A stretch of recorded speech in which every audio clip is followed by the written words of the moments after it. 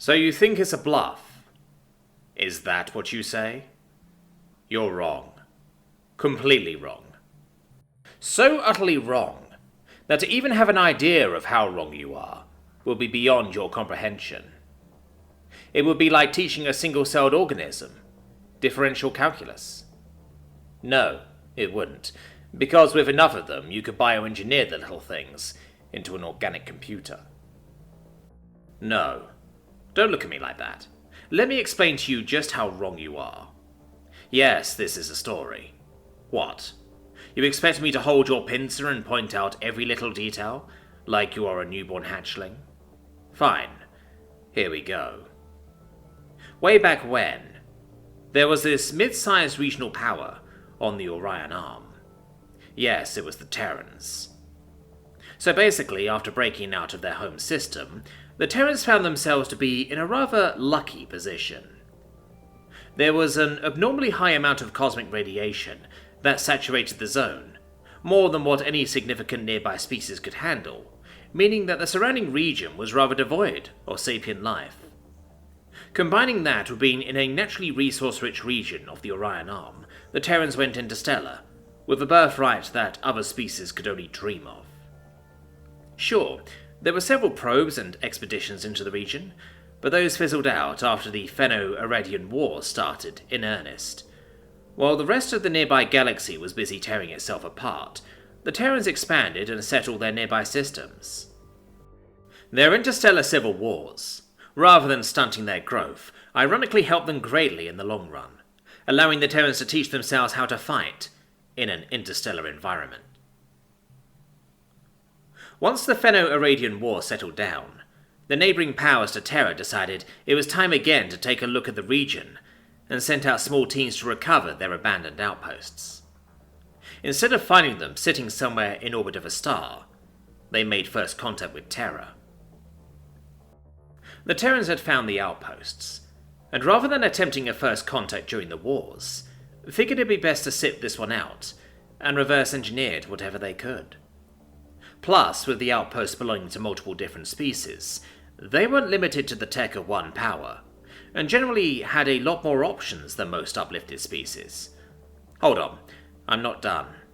This part is relevant to the story. Listen, we get there when we get there. Fine. Since you're so insistent, this is the relevant part. So, after the Hylian Civil War, and the opening of Kelly's Passage, the Terrans and the larger Sixtarians found themselves with a bunch of systems to claim, between them and a lot of disputed territory. Naturally, border skirmishes erupted. Considering their recent victory against the nascent Hylians, the Scytarians were feeling rather bold and confident. Their empire was in an economic boom, and their military was large enough to render themselves the hegemon of the Orion Arm. Plus, they had a zealously guarded and painstakingly developed stockpile of around 40 relativistic weapons, of which 30 were planet busters. By contrast, the Grand Alliance of the Core, a galactic hyperpower, held 250. Relativistic weapons are ludicrously expensive to build, and an engineering nightmare, so this was pretty impressive. Terra, meanwhile, was estimated to only have a few prototypes, with at most 5 weapons capable of being deployed. So, one thing leads to another, and a high-intensity war breaks out over control of the disputed systems. Despite a non-insignificant qualitative edge in the Terran military, the sheer size of the Scytarian Empire meant that the Terrans were gradually pushed back. There was an unspoken gentleman's agreement to keep the fighting limited to the disputed systems.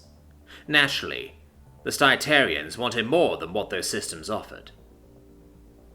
When the war started, the Terrans sent a warning to the Scytarian military, basically stating not to advance into core Terran space, otherwise there would be severe consequences. You can probably guess by now that the Scytarians believed it was a bluff. After all, that estimate of 5 planet busters was sorely lacking in credibility, with even Terran scientists supposedly wishing that they had even one working weapon.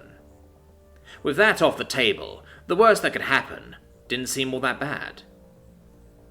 Chemical and biological weapon use would be too extreme, even for the Terrans, so it was doubtful that anything would truly be that bad.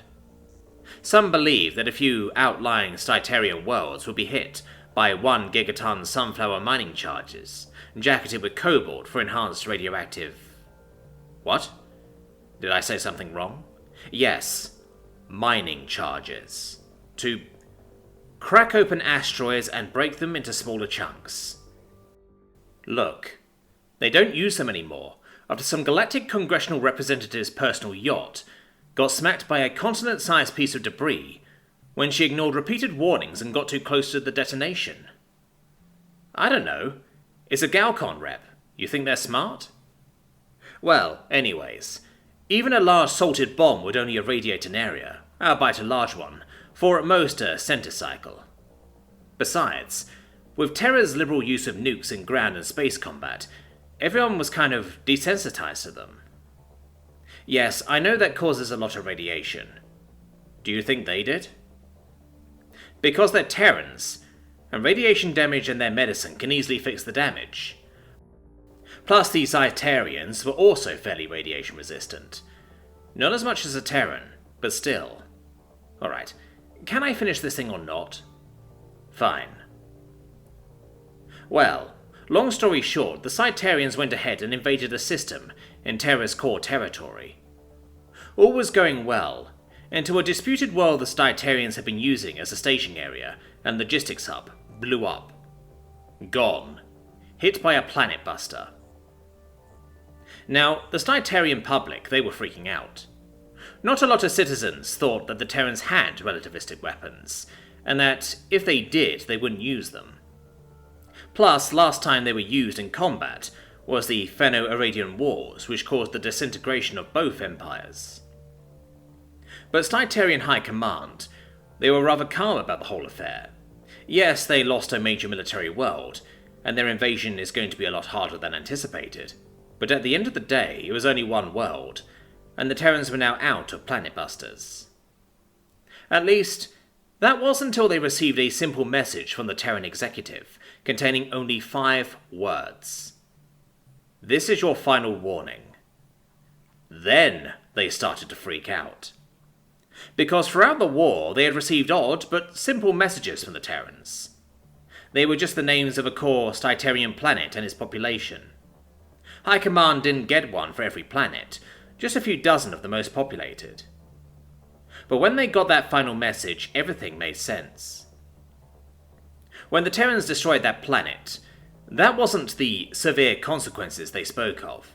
No, that was a warning shot. And those planets that High Command was shown, those would be the targets. Pretty much instantly, the offensive halted and the fighting ceased. Under threat of losing nearly half of the Styterian population, and the heart of their empire, the Styterians withdrew back to the border established by the original Terran claim, giving up their claims in turn. Up until that point, very few have used planet busters, and even fewer have used them for anything other than looking nice at a parade. Planet busters are the most extreme weapon a species could use. Even the most aggressive and imperialistic of species balk at the thought of using them.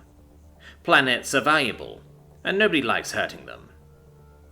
So when the Terrans used them, not as a last resort but as a warning, you can see why it was a big deal. It was then that the true size of the Terran relativistic arsenal was revealed.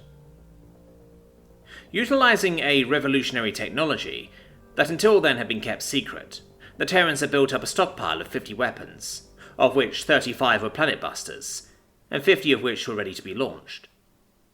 Suffice to say, a lot of species started hearing Terra's voice more loudly after that moment. To be fair, looking back, it still seems far-fetched that the Terrans really weren't bluffing. Coming up with a revolutionary technology to build 50 relativistic weapons is rather convenient, but like I said, nobody wanted to call that bluff. So, my dear, stupid friend, when a Terran gives you their final warning, you listen.